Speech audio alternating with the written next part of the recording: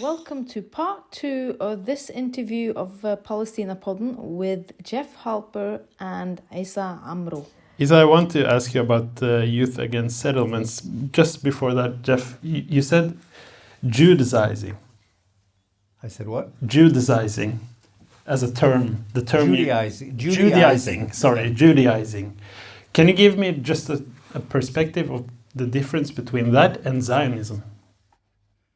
No, that is the goal of Zionism. There's no difference. That's Zionism, the same thing.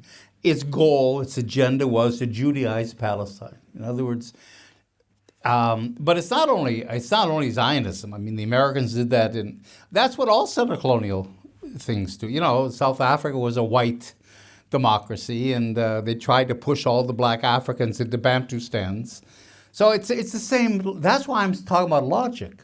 We can't look at Zionism and Israel in some ways as unique. I mean, there's unique obviously aspects to it, but it fits into a model of settler colonialism. That's why you can learn from other settler colonial movements, and I had a discussion with someone before where we failed to decolonize, to some degree in South Africa, certainly economically. The United States, Canada, Australia all completely failed to decolonize. Probably the best place for decolonization was either Algeria, where the French settlers actually left, or Kenya, where the British settlers left. But there's other aspects to it. The point I'm trying to make is what a settler colonial regime does, Judaizing in our case, is not only do you displace the population and take their land, but that's why house demolitions is so important as an aspect of that. But then you replace them with another population. And then you change all the place names. There's a law going through the American Congress today that prohibits the use of the word West Bank in the American media or in public discussions. You'll have to say Judea and Samaria. See, that's a Judaization. So the point is the indigenous, not only the population, but their heritage, their presence in the country historically is erased. The word we use in settler colonial theory is eliminating the native. They're eliminated and replaced by the settler population, and then the whole country is remade in the settlers. Now it's all according to biblical history and all of that. And then, and this is really important, it becomes a part of the public consciousness. So for most Norwegians, they go to Israel. They don't think, I want to go pray in the church in Bethlehem. Well, I buy a ticket to Israel. It doesn't matter. It's people, and that's where it wins. That's where it becomes normalized as Israel, and that's really a part of the strategy of settler colonialism. I want to explain something very important. We have no issues with Jews. Judaism is okay. Christianity is okay. Islam is okay. We should not judge people according to their faith. You can have faith, you can have not, you cannot. It's up to you. It's private. We live in 2025. And even if you want to call people to become Jewish, it's okay. If you want to call people to become Christian, it's okay. If you want to call people to become Muslims, it's okay too. People can choose which religion and which faith, which opinion, which whatever. So I don't want the term to be understood in a wrong way. Exactly. We have nothing at all. Our cause is clean. We don't have anti-Semitism in our cause as Palestinians. Who is politicizing the term is the Israeli occupation, who is very close friend with the fascist parties here in Europe is the occupation, not the Palestinians. I don't accept any fascists to help me. We don't want them because they are a threat to humanity, to everybody. How come they will help me? So this is why we, the Palestinians, we are not trying to make a relationship with many parties here, with the new Nazis here or the fascist movement there. So Israel is putting Jews in danger, not the Palestinians. How? They are politicizing the term and they are trying to define anti-Semitism that any criticism of occupation is anti-Semitism. That's politicizing the term. This is one point. The second point, it's not about that Judaization of the West Bank. It's not about that they want to bring Judaism to Palestinians. They want to remove Palestinians, okay, and to bring certain types of Jews. You know, not all the Jews are allowed. I don't think Jeff can live in Hebron. No way. They don't allow him. Okay, this is the point. They want anybody, even, you know, not Jewish, you know, anybody who supports the occupation to be part of the system. This is the point. And that's, you know, I meet many Jews in the world. The majority of the Jews who I meet in the world, they're against the occupation. And they say Judaism is not, occupation is not our Judaism. Many Jewish people in the world, I hear them, they talk, they work. Even in Israel, you know, Jeff is so brave and decided to fight the reality. But I know that many Israelis know the truth, know that their government is putting them in danger. They know that they should live with equality with Palestinians, and what they do to Palestinians is not right. But what they do, they try to feed them with fear. This is the only choice we have. If you don't support the occupation, you will be killed. Another Holocaust, unfortunately. This is how they feed the Jews all over the world with fear. And we tell them, no, we want to live in an equal place, with equal rights, with a system which protects everybody. So when they tell me security, I tell them security is a mutual concept. Everybody in this room wants to feel safe. Safety is first. So who doesn't want safety? Who doesn't want security? Everybody. So it should not be a kind of a monopoly for the Israeli occupation and all these kind of things. So don't be trapped about Judaizing West Bank that they want to. No, I know that many people all over the world are they are religious and they call for their own faith to be everywhere. It's okay, call people. I don't mind. You know, if you convince them, it's their right to choose which religion they want to follow or which way or they want to follow. But don't remove me from my land and use religion as a tool of, stealing my land, stealing my rights, building more settlements, and colonization. So here, Judaism being used as a way to colonize our land. This is what Jeff meant, because we have no issue. He's welcome in my house. Not only him, you know, many Israeli Jews. Amira Hass, very famous Israeli journalist in Haaretz. She lives in Ramallah, and she lived in Gaza, safe, and nobody is touching her. And historically, Jews lived among Palestinians, as the Christians are living now in West Bank, and even we have Christians in Gaza, and their churches were bombed by the Israeli occupation. So it's not about the Muslim and the Christian, and it's about occupation, occupier, occupied people, and occupation. This is something very important. We should address it. Agreed. Good. Issa, what inspired you to found and lead Youth Against Settlements? What inspired me? What inspired me is my rights. And to be very honest, you know, my personal dream was to become a professor in engineering. Because my father lost his father in the 50s. My grandfather was smuggler, but a good smuggler. He was smuggling goods from West Bank to Gaza and from Gaza to West Bank. So he was a smuggler, you know. So he was killed by the Israeli military for smuggling goods, not fighting because they want to control. They don't want food to be between West Bank and Gaza. So my grandfather was killed, and my father suffered a lot as a child, because I know what it means to be raised without a father from 6 years old and without any income. And my father was injured in 1967. He decided to stay away from politics, and when the occupation came to Hebron, he escaped to the mountains, to the caves, to hide his sisters and his mother in a cave. But they were out of food. He went out to get food, he was shot when he was carrying food to them, and he was almost killed. And he was very strong. He's strong, he's still young, he's old now, but he was really strong father, almost a dictator. He's a teacher.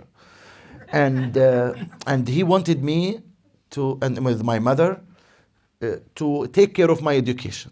And I was doing very well in my education, not only because I'm afraid of him, but I had to play soccer, football too. So I was playing football and studying very hard, day and night. And I wanted to become a professor in engineering, electrical engineering. What shocked me first was the Ibrahimi Mosque massacre. That I didn't go to my school for 3 months because of Baruch Goldstein, who killed 29 Palestinians. I was shocked as a child because my family disconnected me from politics. By the way, this is the typical Palestinian family. Palestinian families, they want to take care of their children, to protect their children. They try to disconnect them from politics. But occupation is there. Occupation is going after us. 2003, in my last semester in the university, they closed my university for good. I was broken. I was disappointed. To be very honest, I was ready to do anything, to revenge. And I'm electrical engineer. You know what it means, electrical engineer? I can do many bad things, okay? And really, it was a milestone in my life. What to do? To lose my degree, to lose my education, to lose my future, or to fight. I chose to fight. And it was about education, not about occupation. And I went to search, it's not Google, it was Yahoo, that in our age, the main search engine. And I searched how to make a revolution. I want to, as a student, I wanted to make a revolution because, luckily, what came first to me was Martin Luther King, the civil rights movement, Gene Sharp, Mandela, Gandhi, all of them. I said, okay, let's try. It was a tactic for me. It was about my educational degree. I wanted to open the university for a few months to hand my graduation project. I had only 6 credit hours. I was free because the last semester for me was the semester where I wanted to socialize. Because do you have any engineers here? To study engineering is crazy. Yeah, you have no time to social. Our professors, used to, you have a holiday for a few days, more assignments. So I used even to go home, and I don't change clothes, stay awake, solving equations, math. That was my life as a student. No social life. I was not going here or there as other students. If I go back, I will not study engineering. It's very hard. Okay, so that was, my start. And I didn't give up. I led the students to campaign, to resist the closure of my university, to occupy the campus. And I remember the day we occupied the campus. I will never forget that. I went in advance to reopen the sealed doors and sealed gates with a group of people with masks, so they don't know who did it, okay? If they know, they will arrest me about that. It's okay. But I went, and my administration came to prevent me because they were afraid, as now. Some people try to, but I was a good student, and my professors respect me so much. I told them, it's my degree. It's not your business. And we do it. And they said to me, Issa, you are alone. Before October 7th, they were telling us, you are alone. And we were alone, almost. And then the professor who came to talk to me, and he was part of the administration, told me, Issa, you're alone. You will pay the price alone, and I'm afraid about you. I told him, I'm not alone. I have hundreds and thousands of students are coming to help me. And then the students were marching toward their university, chanting, freedom, freedom, and there were thousands, of students. He told me, what? You are not alone. He escaped. I say now, we are not alone. You are all with us. We have thousands and tens of thousands and millions of people all over the world are with the Palestinians. So this is the point, that we, the people who resist in the ground, we need everybody to be with us, to protect us and support us. That was my start. I tasted the victory. And when you taste, you come back. So I graduated as an activist and as an engineer. And my life had 2 tracks. Engineering. I did a lot of engineering. I believe in vocational training. I designed vocational training for youth to get skills, to work, and to build families. And I do activism and human rights till October 7th, or before October 7th a little bit. I am more doing activism, but in the same time I'm doing I'm preparing, and now I'm doing my PhD about surveillance and artificial intelligence as a tool to intimidate Palestinians and intimidate people and make them immigrate. So I'm fulfilling my dream of becoming a professor and keeping my activism in the same level. So this is what I tell people: make fighting the occupation part of your daily routine, part of your life. So it gets long term, and you can help, and you can be you can make a difference. This is how I do. This is how I started. This is what motivates me, and you can't step back because I'm using my fame to help my people. I'm using my voice to help my people, and it's a duty for me. I was not born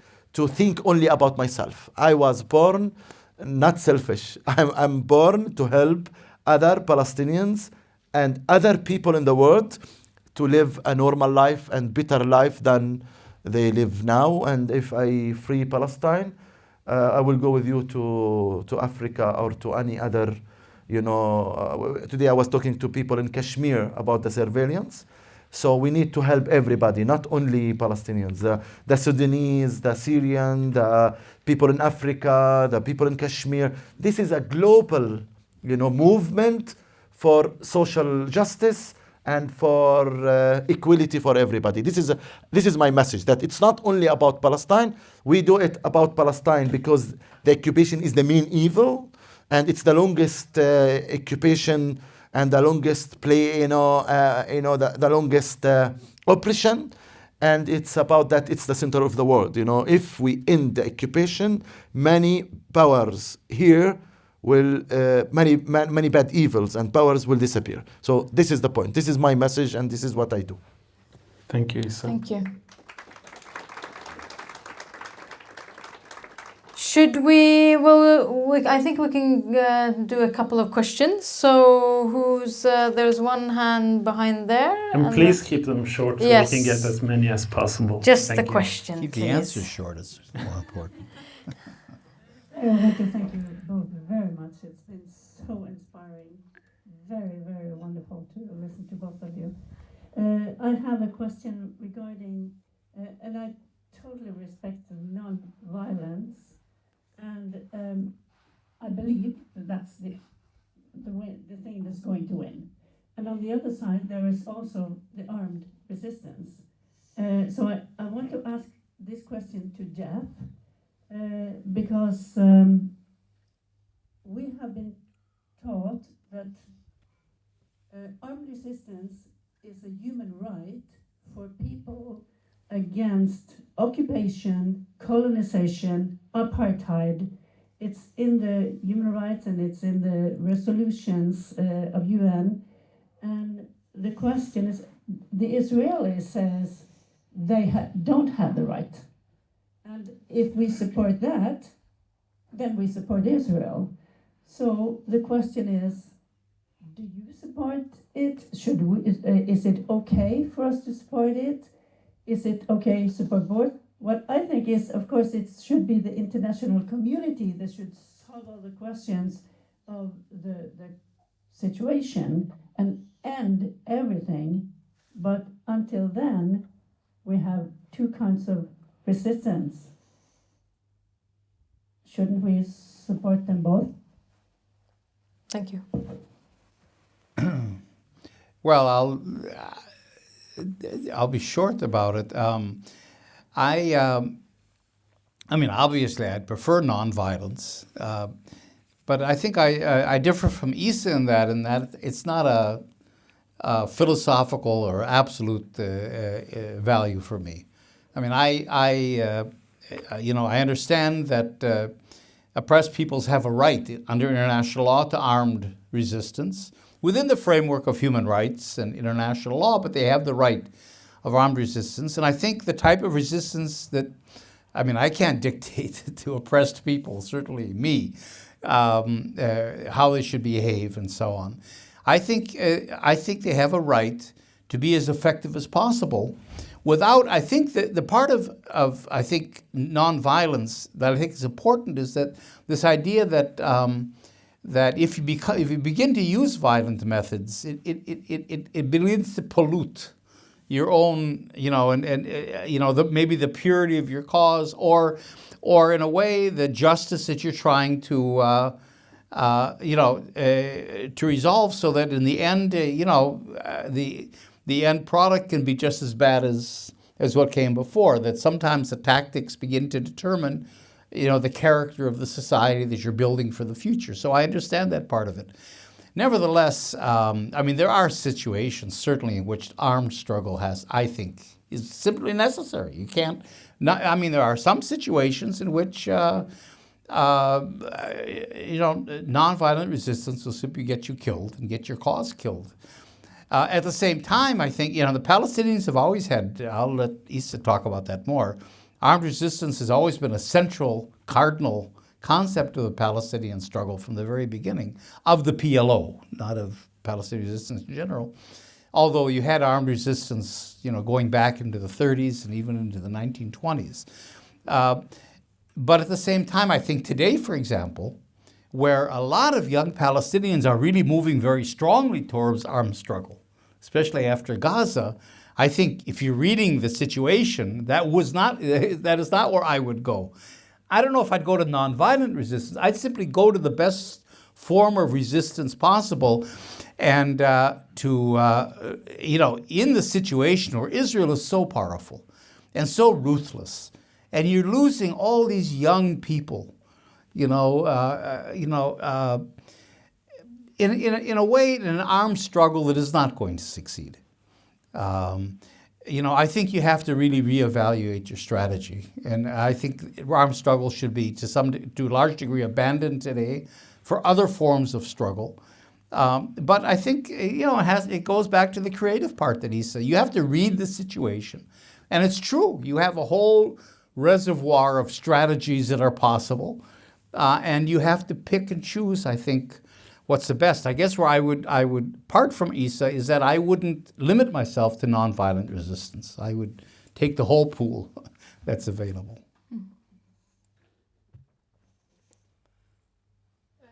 Yes, thank you very much. You said you were in the foreign ministry, and you talked to them about the tip in Hebron, and they didn't know about it. That is very shocking, because either they lied, or if they really did not know, that is incompetence. And it is an insult to give you such incompetent people to talk to. So, just that was...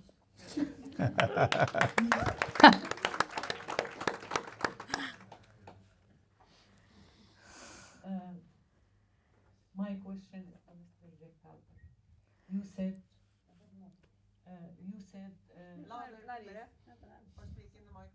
okay. You said in 1973 you moved to Israel to be a politician, and then it was only 4 or 5 years to occupation. Mm-hmm. So you believe occupation only started in 1967? What about 48? What do you think? For example, my parents were born in Nazareth. Right. I was born in Syria, so they weren't until the trip in Damascus.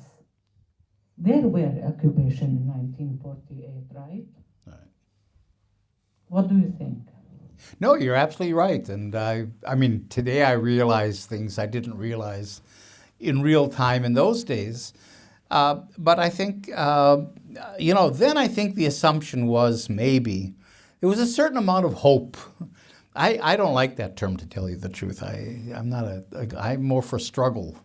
But there was a sense of hope, or I don't know, maybe an opening in a way after the '67 war, that maybe there would be direct talks between the Palestinians in the occupied territory and the Israeli government. Because don't forget, it was sort of a left government in those days. or that, part of the idea of the Israeli military was that, Moshe Dayan said famously, "I'm waiting for the phone call from King Hussein." There was a certain both optimism in the air that something new has happened, but at the same time, the idea that Israel won so decisively that the Arabs would have no choice except to come to the table. And so that was kind of the framework in which I came. So I guess and I was a part of the Israeli peace movement from the very beginning. And our assumption really was, in a sense, two states. The idea that, yes, you could have, an Israel and a Palestinian state, and somehow we would find, there was a sense of good faith, I guess, that we could work together as part of the peace movement. We worked a lot with Palestinians. From the Palestinians, the good faith, yes, only. Well, I mean, the assumption was that there was it was naive in a sense. Very few Israelis, but good faith was from our side. Yeah, no, that's true. No, but I think the Israelis also look. I don't think most Israelis are committed to the occupation and settlements and so on. I think they're trapped in a way in the settler colonial paradigm that you live in. Traps you into a certain way of thinking in a system that you're not aware of. It becomes normal again. Think of all of us, I'm not getting into all this, I promise, but think of all of us living in the neoliberal system. I mean, how many people out there even know the word neoliberal? Or what in the hell it means in it? But we're all caught in that logic. So we can be Greens, and we can be, against climate change, but we're still riding in cars. And we're still consuming what we're consuming, and we can't really disconnect unless you go live in the mountains somewhere. So, we're a part of that logic, and people become consumers, and they're not aware of it. They're not aware of they're living according to that logic, and I think that's true of Israelis. That's why I talk about systemic change. I don't want to persuade Israelis. I think that when there's a whole debate. There's a one democratic state initiative, which is another group. I won't go into the differences, but they say Zionism should be outlawed. You should be forbidden. If there's one state, Jews will not be allowed to be Zionists. They won't be allowed to define themselves as national.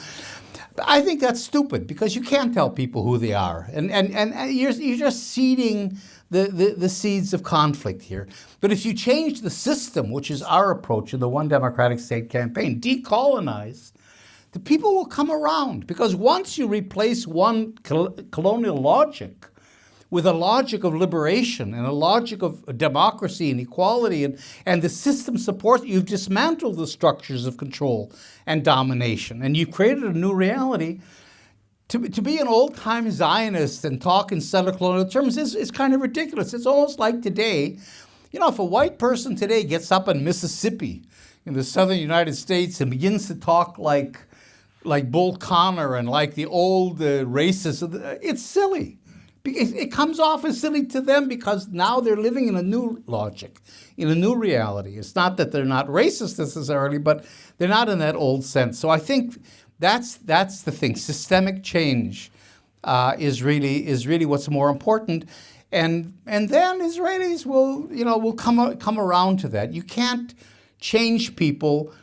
That was the whole, I don't know, Issa was involved with this. This was the whole mistake of all these dialogue projects that Norway sponsored largely during the Oslo process. The whole idea we have to get to know each other and trust each other and like each other maybe, and then through that peace will come, which is this most stupid idea out there. Rather, you change the system, and then people come along and they change with the logic of it. And so that's why I say that I think Israelis themselves are trapped in this system, but there's no point in talking to them because they are trapped in the system. They don't and so our strategy, like the ANC in South Africa, is to bypass the Israelis. The hell with the Israelis. I don't need their permission to. If I'm a Palestinian, certainly I don't want my liberation dependent on the Israelis agreeing whether I can liberate myself or not. So I think we should do what the ANC did, bypass the whites in South Africa, bypass the Israeli Jews, and go right to, as Issa says, all of you in the international civil society with a political program.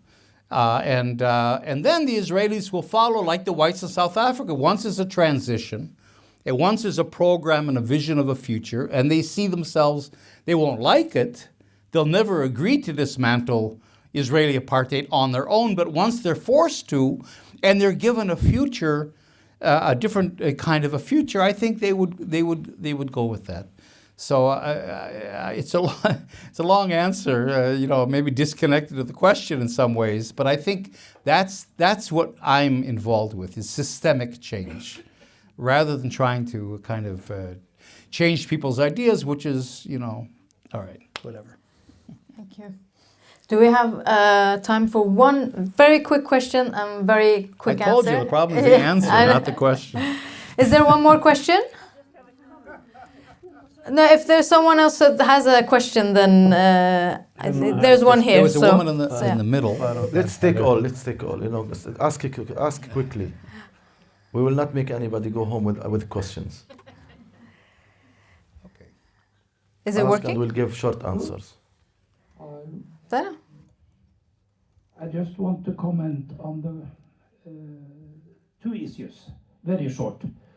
For us in Norway, and maybe also in Europe, the word semi-colonialism and Judaism is not familiar to us.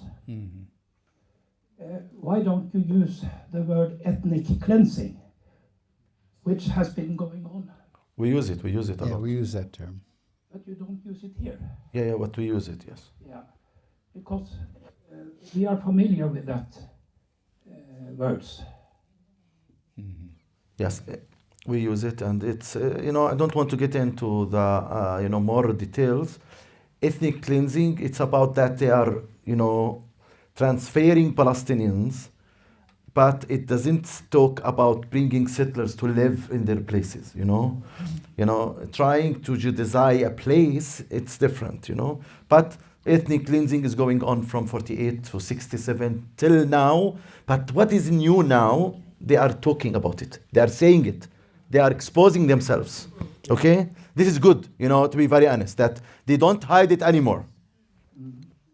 So that is why I think Yes. these words. You were in Hebron, yes? You were one of the EAPPI people in Hebron who were doing, and they are doing great work in West Bank now. So it's great that you introduce yourself to the audience. Maybe they join EAPPI missions in Palestine. The next short comment is that you mentioned the use of IA. Artificial intelligence, yes. Artificial intelligence, drones, cameras, and things electronically. But the Israelis can use it as much as they can, but they can't read the thoughts and minds and the brains of people they are occupying. And I think maybe they relied on these artificial surveillance things too much, and that's why 7th of October was a surprise for them. Maybe. And also the birthday party that Issa arranged, because that's brains too. Exactly. Other questions? There's a question In the here. meeting. Can you introduce yourself when you say the questions? Samar, actually from Israel, Palestine. I'm from Haifa, originally from Nazareth. Thank you very much for. I love Haifa. Maccabi Haifa. Maccabi Haifa, okay. This is what Jeff said. I just have actually a comment that feels pressing to clarify, also commenting on what you mentioned on the term Judaism and to Judaization. Judaization as opposed to Judaism, because That's right, because exactly. also That's right. your comment, Issa, was to talk about Judaism, which is completely different, and it's actually also written very differently. Judaism and Judaization. Judaism is J. You're right, that's right. And Judaization is from Judea, which is the biblical term. And it's important because the using of it, and I think that's what they're doing in America probably, is the Christian Zionist, to actually bring it back to the biblical right of the Jews to the land. And that's why they use Judea. So that's the biblical term. And another thing, Judaization is, in Hebrew it's Yehud, and in Arabic is Tahwid, and it's used inside Israel more than in the West Bank, because in the West Bank we use settlements and settlers, and that's obvious that settlers are Jews, they are not Palestinians. But inside of Israel, it is something that is public, it is known, that all the governments of Israel acknowledge it and use the term Yehud HaGalil. They use it for Galilee. Exactly. They use it in the Negev in the south to displace the Bedouins. They displace, and the goal of it is to change the demography. And it's very clear and it's very outspoken and it's not hidden. We want to change the demography of the Galilee because we have more Arabic villages there, Palestinian villages historically, and we want to flip the demography and have more Jews over there. So it is not about religion at all. It's about, of course, it's the political conflict, the political flip of the demography, and it's about power and owning more land, and that's a whole different talk about what happens within the border of Israel, inside of Israel. And actually legalizing that in laws that allow the Judaization of the land, and pushing aside Palestinians, not allowing them, Israeli Palestinians, not allowing them to live wherever they want. So that is actually the apartheid within inside of Israel. Which Amnesty described it very well in their reports. Apartheid, even inside 48 land. Thank you, Samar. You are great. Thank you. You should join us Thank next you. time. I love that. People as you to come and even say, because we need people from 48 to talk about their problems as well and about how they are suffering until now. Now they are busy with Jerusalem. They are trying to make the great Jerusalem and change the number of Palestinians and the demography there. They want to annex parts of Gush Etzion to Jerusalem, and even to annex Ma'ale Adumim. And that means E1 area will be part of Israel, and that means no state solution. Nobody can talk physically about two-state solution anymore. And it's happening now, and even they allocated budgets to close that area and include it to Great Jerusalem. So what you say now, they are busy doing it in Jerusalem. If I can say just one half a sentence, One half. which means 13 minutes. No, it's an important point because, the whole idea of one state, the one democrat, it seems far-fetched, a long-term thing, kind of almost idealistic, and the two states seems much more concrete. But in fact, the point, we have to understand that there already is one state. There is one state today. Apartheid state. It's an apartheid state. But there's one governing authority over the whole country. There's one military, rule over all the borders and everything. There's one set of laws that are Israeli laws, whether they're civil or military laws. It is one state today, and so, from my point of view, doing what South Africa did, transforming an apartheid state into a democratic state, is much easier and in a way much more acceptable to people. You say to the Norwegian government, what are you going to support? An apartheid regime that everybody knows exists, one regime, or one democratic regime?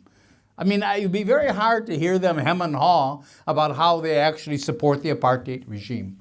Versus the two-state that gets into all these I think part of the point of the two-state is to make it so complicated and so that there really is no way out. And so I think the advantage of the one state is actually it's more doable, it's certainly more just, and in fact it's building upon a reality that already exists.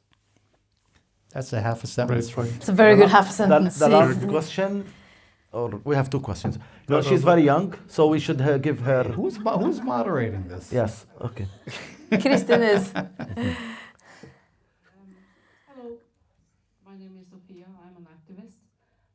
Thank you for a very interesting conversation and input from everybody else. My question is, Jeff, you talked about systemic change, and that's you had some very interesting thoughts, and the best comparison, I mean, the best examples we have of colonialism or apartheid being overthrown is either it's Algeria and it's South Africa. So the example of South Africa, that was a complete and total isolation in the international community. Do you have any other example of systemic change being made to dismantle oppressive system?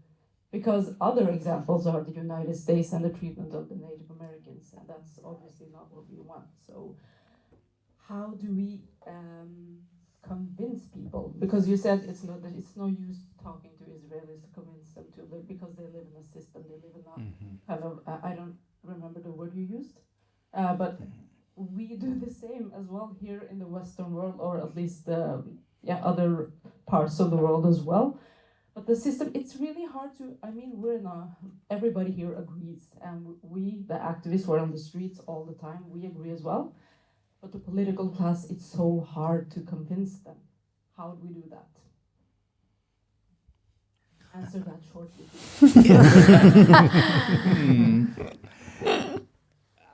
You know, I mean, it's true that there are very few examples of really successful decolonization. I mean, there are a lot of examples of colonial regimes that have been overthrown, but of course, a lot of them become replaced by corrupt regimes. You know, the power takes control, and I look at the ANC in South Africa. You know, with Juma, and I mean, they're becoming extremely unpopular because they've changed into a very corrupt kind of a regime there. I mean, I don't have an answer to that. I think. You have to, that's why it's called a struggle, because you're struggling in all kinds of levels. And sometimes you're struggling against your own people and what you thought were your own allies and so on. I mean, who would have thought that Abu Mazen, who as a young man, was one of the founders of the PLO and a revolutionary in all of that, would turn into a collaborator? I mean, what was that process? And, so I think we have to take examples like that, our negative examples, and see if we can have strategies of keeping everything honest, going into the future. But, it's true, I mean, revolutionaries aren't always, the best governors. I mean, that's in the literature. There's a lot of literature about that. How great revolutionaries become terrible, people in government, and so on. And so I don't know if that is an answer. I think that's a whole other evening. But I think that from my point of view, I guess, the more we're upfront about the values of one democratic state and what it means, and the vision, not only the program, but the vision behind it, is important, because that at least will serve, and human rights, international law becomes a part of that. And I think Palestinian culture becomes a part of that. And I think also, by the way, I'm writing on this, the whole history of the Middle East, especially of the Arab part, the Ottoman Empire, and especially the Arabic part, wasn't states. I mean, there's a whole, when we talk about states, we're also taking the colonial structures that were imposed on the Middle East, in the 19th and 20th centuries, as we're trying to play with that. I mean, I would like to talk about a post-colonial, post-one-state thing where you get rid of states. I mean, I don't know how many Syrians really feel they're Syrians. Palestine is really a part of Syria. After World War I, President Wilson sent what was called the King Crane Commission. because he was the one that talked about self-determination. So he said, well, what do the people of Palestine want?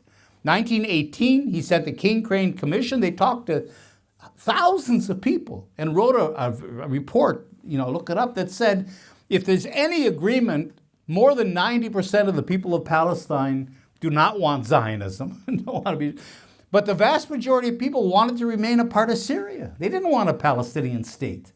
So we have to really begin to ask ourselves, is nationalism really, is that really the answer, a Palestinian state?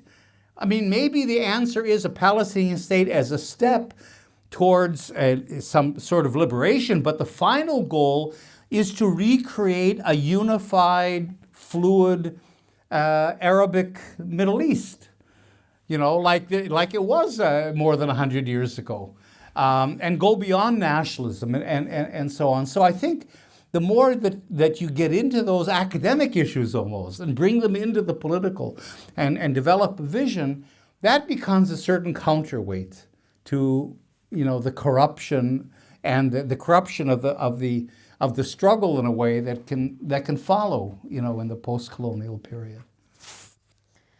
Thank you. I mean, we've gone way past time now, so. But she's put up her hand through the entire just evening almost. One sentence question, and then one sentence answer. Jeff is violating. I'd give a short answer. Yes. All right. Just really quickly. Can you introduce yourself first? My name is Kristen. I'm also an activist. Just a comment. The operation. TIPH. Yeah. Yes. It was accepted by Israel to operate in Hebron because the findings were supposed to be secret. So every person going into the operation had to sign a non-disclosure agreement. Confidential reporting. Yes. Saying they would never ever say anything about what they saw. Yes. So the 40,000 incidents, I don't know if I would legally just not give it down and say it anyway, but that's the thing. My question is, really quick, you said something, Issa, if I don't feel your boot on the ground, then what are you doing here? Well, we are here, and we want you to feel us on the ground, but how?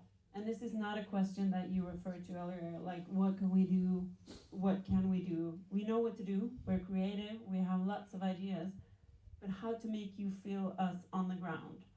And then I'm thinking about the media getting through. So how do you feel the Western global movement felt on the ground where you are? Okay, thank you. Give us some hint. Thank you.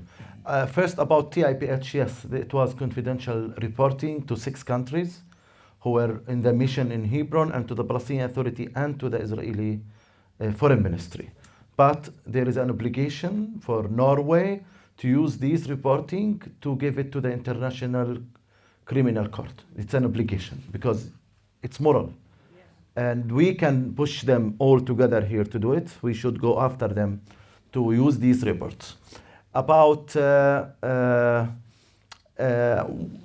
we don't feel. I didn't mean you. I meant certain organizations who have big budgets, but their work is away from the grassroots. About you, what you do here, people in Palestine follow your social media. There are people they send, we have Summer here, we have many, people here. Even the Palestinian Committee, they post what they do, and people see it. And the media, really, even mainstream media sometimes cover, certain actions and activities here and what you do, because you are so visible. So how you reach us, be more visible. Visibility is very, very important of what are you doing. First, you encourage others to join. Sometimes my friend tell me, so why you write in that way? I tell them it's visibility. I want more people to be more brave, to write, to express their opinions. Usually when I criticize the Palestinian Authority, because sometimes they tell me it's useless. No, I tell them, no, it's about bringing people in to the movement. So you reach people here and you reach us.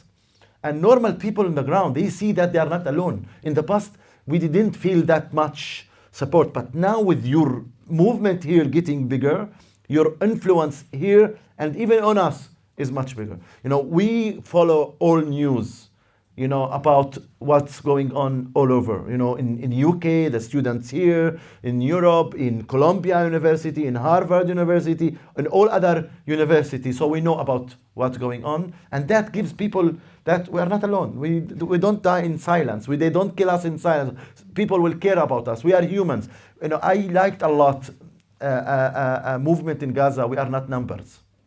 It was great, and it was founded before October 7th, by the way, and it was in the time of the right of return marches. We are not numbers. So I saw many people in Gaza. I'm not a number. When I die, when they kill me, mention my name, mention my hobbies, mention me as a human being. So this is why it's very important what you do here, that we feel we are not numbers. It's not one Palestinian is killed in Hebron. It's Issa Amro is killed. You know, and with my history, with my because you know I faced death in October 7th. So I was handcuffed, blindfolded, gagged in October 7th. They kidnapped me and they put me in a military base, and I thought that it's my last moment. Okay, that's it. I said in my mind. So I was peacefully living life, that I'm not alone. And there is a price for targeting me, and there are people who will be motivated by what I was doing and what I was thinking to what can be done. So your work is very important here, especially your age is very important to engage more youth, more students here, because the students, they are the leaders of any revolution in the world. Jeff Halper and Issa Amro, thank you so much for everything that you're doing, and thank you for taking the time. Thanks for having us. Thank you. Shukran. Good luck. Thank you.